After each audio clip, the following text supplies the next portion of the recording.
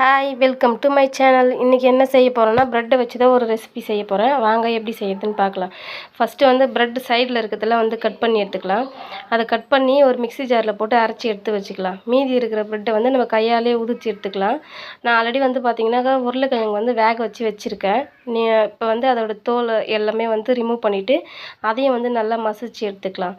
நான் ஆல்ரெடி வேக வச்சுருக்கேன், நீங்களும் வேக வச்சு எடுத்துக்கங்க. அதுக்கப்புறம் ஒரு ஸ்பூன் மிளகாய்த்தூள், உப்பு, வெங்காயம், கொத்தமல்லி இலை இது எல்லாத்தையும் போட்டு அதேமாரி அந்த ப்ரெட்டு உதுத்து வச்சு பார்த்தீங்களா, அதையும் எல்லாமே ஒன்றா மிக்ஸ் பண்ணி நல்லா பிசைஞ்சு எடுத்துக்கிட்டு நமக்கு என்ன ஷேப் வேணுமோ அந்த மாதிரி வந்து எடுத்து வச்சுக்கலாம்.